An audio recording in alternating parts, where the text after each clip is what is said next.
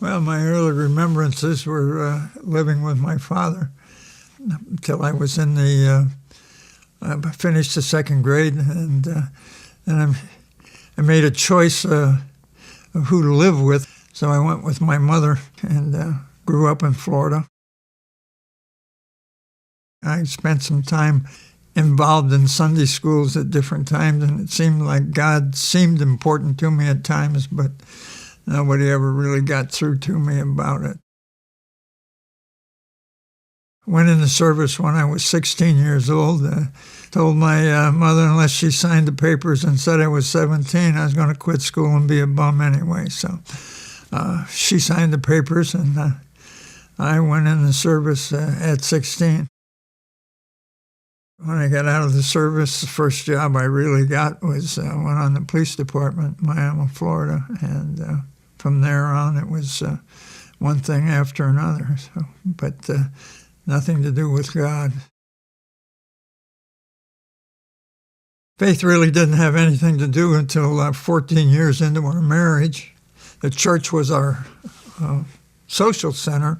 There was a young couples group at the church that we were a part of, and it was mainly a pretty good drinking society.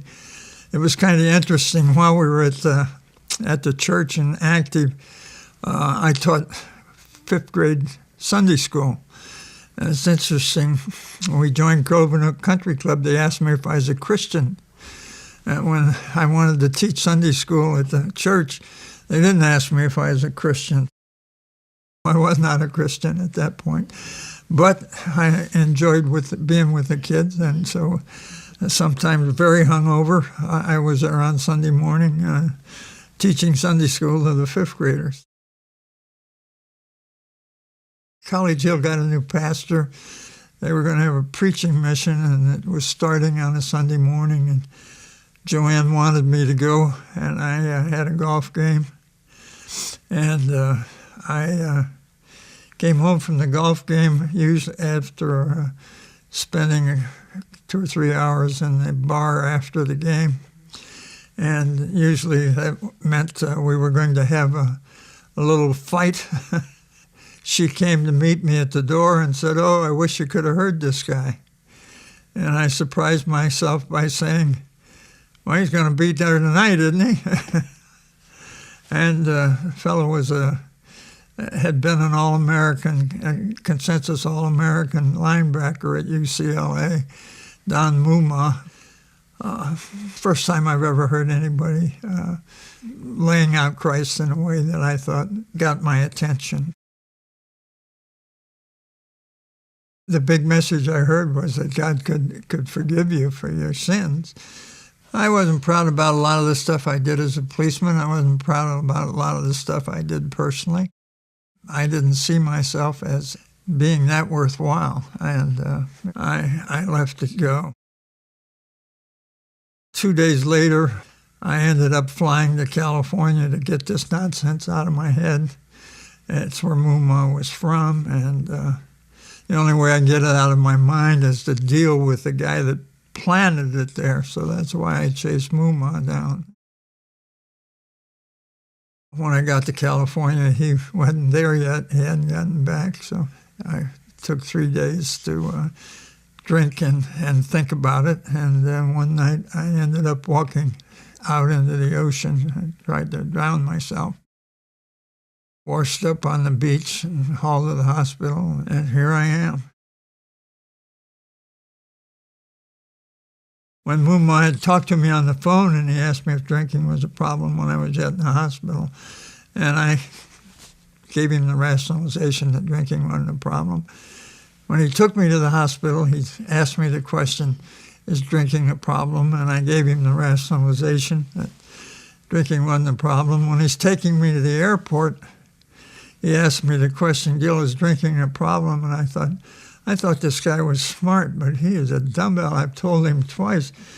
And I started the rationalization again. I got about halfway through it and realized it was on tape. I mean, it was word for word what I was saying. And I stopped in the middle of it and said, "Oh, hell yes, Don, drinking is a problem." And we got to the airport and pulled up, and we prayed, and that's when I received Christ. At College Hill, we had a preaching mission a year after I became a Christian that 30 high school kids responded to and came to the Lord.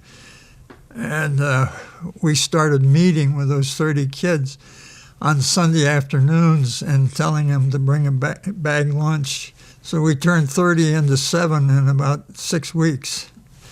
And the 7 that we had went to Pittsburgh with us to a PUBC meeting where we heard about Chuck Miller, who was at the big Presbyterian church in D.C., who had a teen breakfast club going that met at 6:30 in the morning on a school day. And Jerry and I and the kids got together and talked about that night, and the kids thought, well, it might be worth a try.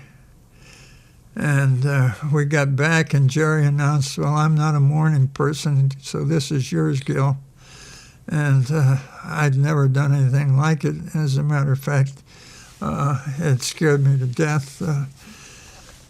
But we started it up.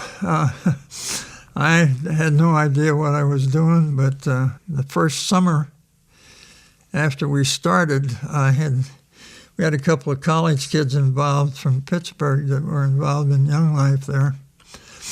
And they got me introduced to Young Life, and Young Life was having a leadership training camp out in Colorado, and I got booked for that. So I got a total of 1 week's training in Christian youth work. And that's the sum and substance of my formal education. But at the time, Teen Breakfast Club had grown, I don't know, might have gotten to 100 kids, but from 6 or 7 different high schools. Kids just kept bringing kids, and kept bringing kids. And it just, over the years, it got to the place that we were having 700 kids on a weekend, on a Thursday morning at 6:30 in the morning. That's when I decided, well, we need to make this Young Life and go into the different high schools. So that's when we made the joined up with Young Life, and I ended up on their staff. Meeting with Gil was my first honest attempt at pursuing a relationship with God. And so really Gil, though there have been other people in my life, Gil was the first person who I actually sat down with and said, okay, I don't know how to do this. You got to help me do this. And I don't think that at the time I thought Gil had it all together. Like I didn't see him and I go, well, this guy's got it all figured out, because he would tell me stories of his life. And I just thought, well, man, at one point in his life, this guy was a jerk. And I really connected with that because at the time I was a jerk. I feel like we really got along well because we sort of shared that. But he had walked from this life of being essentially consumed by alcohol and being selfish and mean to this guy that I'm now sitting down with having breakfast. And so I think more than I saw God in him, I saw myself in him. And so it gave me hope, because I think I believed at the time that I was beyond what I now call redemption. So it was, a couple years of this, of us sort of sitting down, and I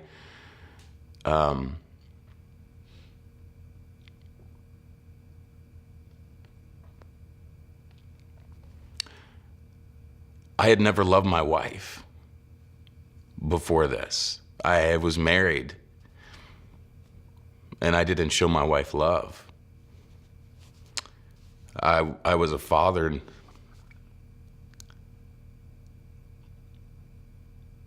I didn't love my children.